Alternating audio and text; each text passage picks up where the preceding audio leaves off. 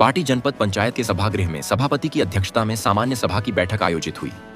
बैठक में जिपम सदस्य बर्मा सोलंकी, जनपद अध्यक्ष थान सिंह सस्ते, जनपद उपाध्यक्ष रणजीत वास्कले सहित जनपद सदस्य व खंड स्तरीय विभागीय अधिकारी की मौजूदगी में बैठक संपन्न हुई। बैठक में पूर्व में की गई कार्यवाही विवरण की समीक्षा भी की गई। उक्त विभागों से शासन द्वारा संचालित योजनाओं की जानकारी संबंधित से ली गई। इसके बाद उन योजनाओं को लेकर विभागवार अधिकारियों से समीक्षा की गई। समीक्षा में अधिकारियों से संचालित योजनाओं के क्रियान्वयन को लेकर जानकारी लेकर आवश्यक निर्देश दिए।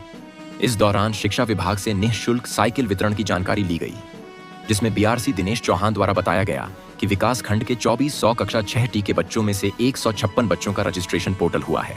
उन्हें साइकिल वितरित की जाएगी। साइकिल के पार्ट्स आए जिन्हें टेंडर के लोग साइकिल बना रहे हैं, जल्द ही साइकिल वितरित की जाएगी।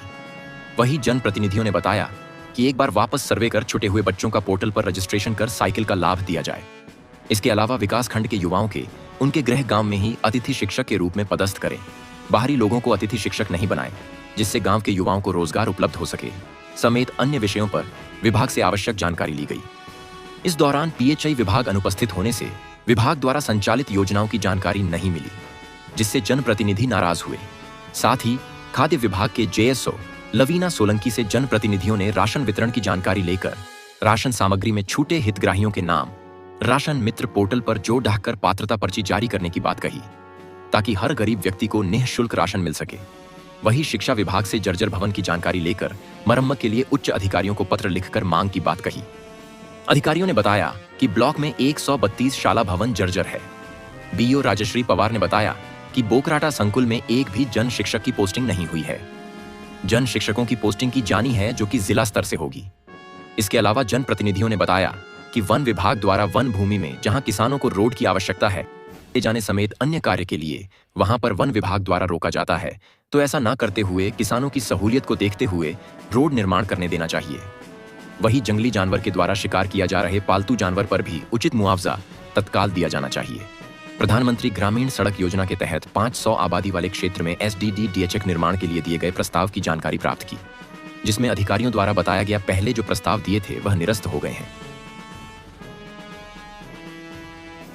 ये हमारे सामान्य सभा बैठक में चर्चा हुई है, शिक्षा विभाग में हुई है, साइकिल वितरण करना करके बोले हैं, और खाद्य विभाग में जो राशन वितरण में पर्ची किसी का मतलब नहीं जुड़ा नाम, उसको जुड़ने के लिए बोला है, और कृषि विभाग से बोला है कि क्या क्या मतलब आए हैं, ट्यूबवेल के बारे में बताए हैं, और क्या वो बीज के लिए बताए हैं, और जो स्कूल जर्जर भवन हो रहे इसके लिए मांग करी है हमने।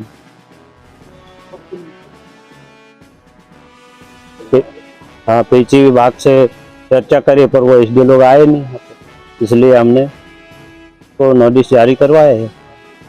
प्रधानमंत्री सड़क योजना के लिए भी हमने मांग करी है, और उनको आवेदन भी दिए थे, पर कुछ लोग निरस्त हो गए थे, बोले तो वापस आवेदन भर के देना है, खलियावाल के रोड देना है।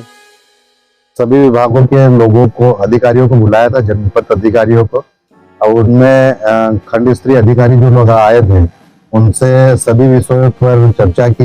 हमारे माननीय सदस्यों के द्वारा क्षेत्र की जो भी समस्याएं थी, जैसे स्कूलों की जर्जर भवन जो हो रहे थे, उस विषय पर भी चर्चा करके बीआरसी से हमारे द्वारा उनकी जानकारी मांगी गई कि कहाँ कहाँ पर कितने स्कूलों की काफी जर्जर की स्थिति में है, उन स्कूलों की भी जानकारी मांगी। और हमारे खाद्य विभाग से भी आए थे, उनमें भी जो नाम एक परिवार में ज्यादा सम्मिलित होने के कारण उनको 35 किलो ही गेहूं मिलते, तो उसमें भी परिवार को अलग करने की भी बात कही है।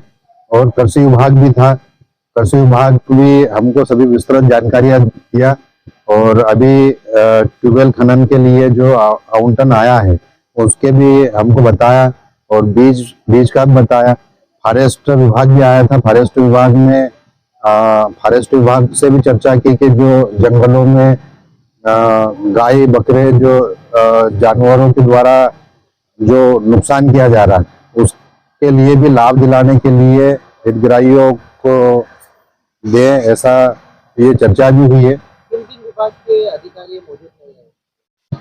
पीएचई विभाग के अधिकारी मौजूद नहीं रहे। हर बार वो सब इंजीनियर को भेजते हैं बैठक में, तो इस बार हमने पीएचई विभाग के एसडीओ साहब को कहा है कि अगली बैठक में वो भी आए। इसलिए हमने सीओ साहब के माध्यम से उनको लेटर पहुंचाएंगे कि अगली बार एसडीओ साहब आए और यहाँ के जो समस्या है उसका निराकरण हो सके।